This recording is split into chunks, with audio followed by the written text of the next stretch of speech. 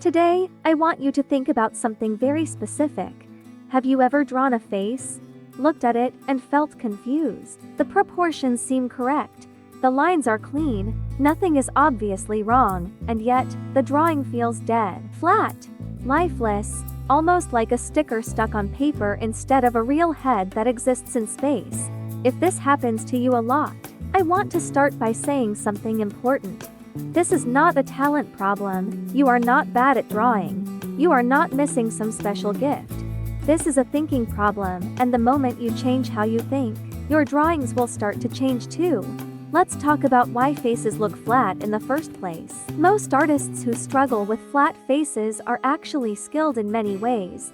They can copy references, they understand basic proportions, they can control their lines, but they are drawing symbols instead of forms. When we first learn how to draw, we simplify everything. That's normal. That's necessary. An eye becomes an almond shape.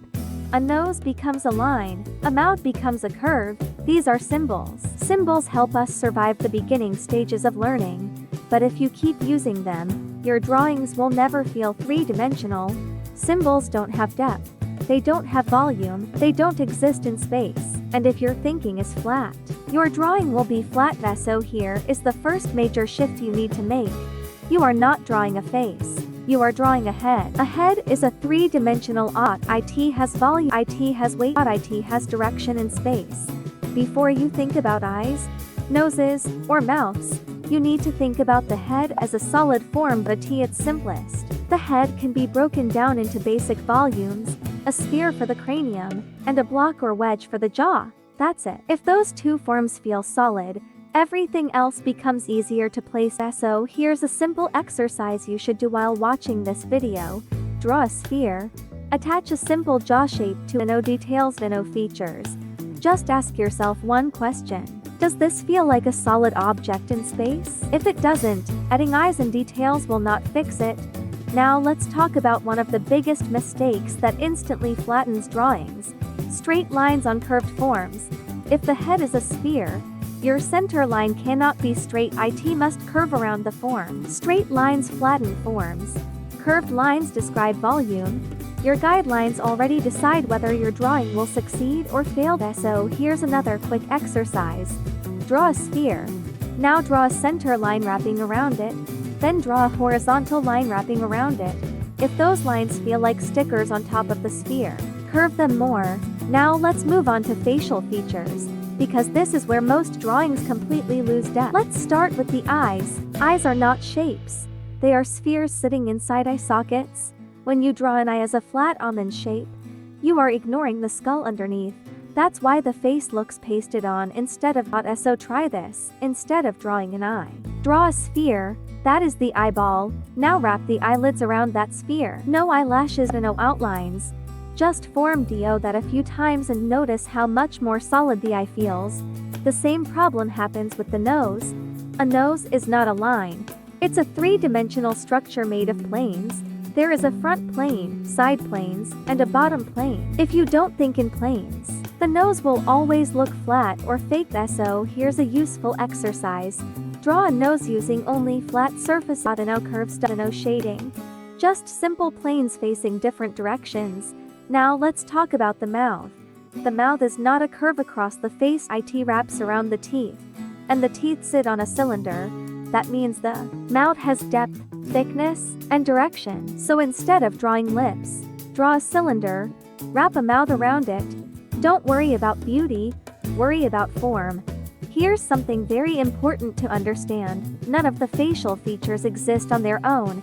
Everything follows the structure beneath it. If the structure is weak, details will not save it. In fact, details usually make flat drawings look worse.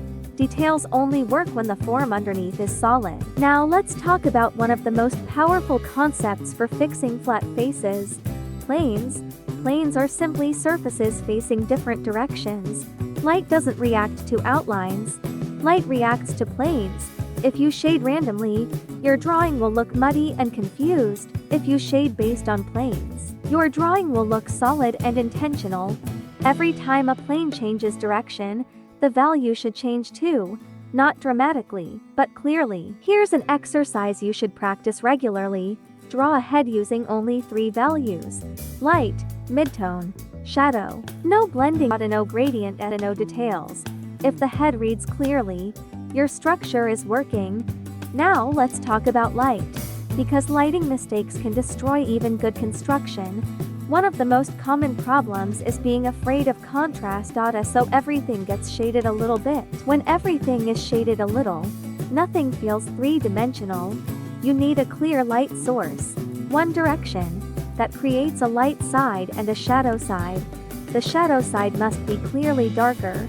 Light describes form. Shadow reveals structure. If you are not willing to commit to shadows, your faces will stay flat. So here's a rule you should follow.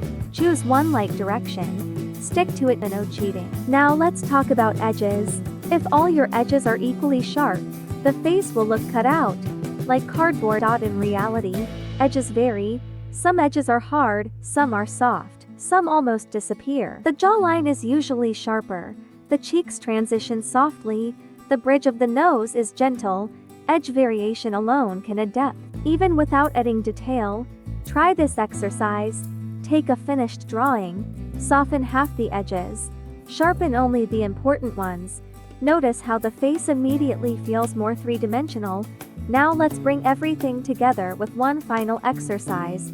Draw a sphere. Add a curved center line. Attach a simple jaw shape. No details. Place the features as simple forms, not lines. Then shade using only 3 values: no eyelashes, no skin texture, no tiny details. If the head looks three-dimensional at this stage, you are on the right path. If it looks flat, details will not fix it. You need to go back to structure. And here's the final thing I want you to remember. If your faces look flat, it doesn't mean you're bad at art. It means you're skipping steps. Stop chasing details. Stop copying symbols. Start building form. Once you truly understand form, every style becomes easier, more expressive, more believable, more powerful. And that is how you fix flat faces. Remember, every mistake you make is not a failure, it's proof that you're learning. So keep drawing, keep experimenting, and don't be afraid to get it wrong again and again. If this video helped you see drawing differently, like the video, subscribe to the channel, and give yourself permission to make as many bad drawings as it takes to reach good ones.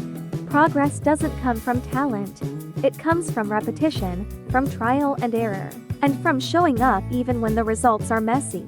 Keep practicing, keep building form, and don't quit just because today's drawing didn't work out, because that's exactly how real improvement happens. Thank you for watching. Keep drawing, keep learning, and I'll see you in a new video every week.